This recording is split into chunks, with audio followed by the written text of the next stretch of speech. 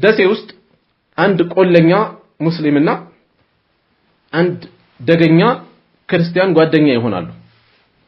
ሙስሊሙ ከገጠር ነው የሚመጣው ከቆላ፣ ክርስቲያኑ የት ነው ያለው? ደጋ ነው ያለው። በሆነ ጉዳይ ተገናኝተው ጓደኛ ይሆናሉ። ከዛ ለበዓል ጓደኛውን ይጠራዋል። ሙስሊሙን የጠራው ገና ነበር። ድል ያለ ድግስ ተዘጋጅቷል። ፌሽታ በፌሽታ ደስታ በደስታ ፈንጠዝያ በፈንጠዝያ ናቸው። ይቦርቃሉ። ስጋው ምኑ ሁሉ ነገሩ የሚበላው ሲበላ ቆይ አብሮ ደስታቸውን ሲካፈል ቆየና ይሄ ነገር ግን ምንድነው አላቸው። የቆላ ሰው ሁሉ ነገሩ ግልጽ ነው፣ የሚሰማውን ፊት ለፊት ይናገራል። ይሄማ ጌታ ተወልዶ ነው አሉት። ጌታ ተወልዶ ለሙስሊም ምንድነው የሚፈጥረው?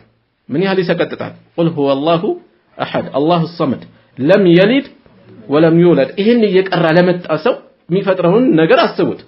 ሰው ቤት ነው የመጣው ግን ምን ብሎ ይናገር? ዝም ብሎ አሳለፈ። ተመልሶ ሄደ። ከዛ ጥቂት ቆይተው መልሰው ጠሩት። የሆነ ጊዜ ቆዩና ጠሩት።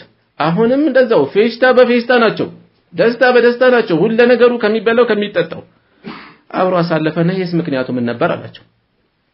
ይሄ ደግሞ ጌታ ተጠምቆ ነው አሉት።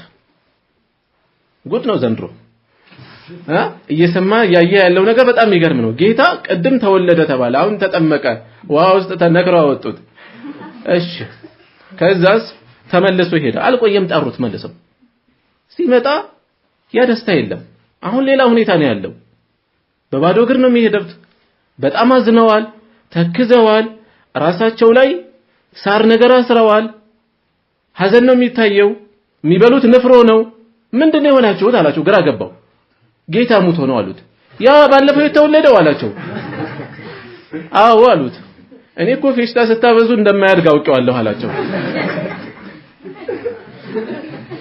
በፊጥራው ጌታችን ከእንዲህ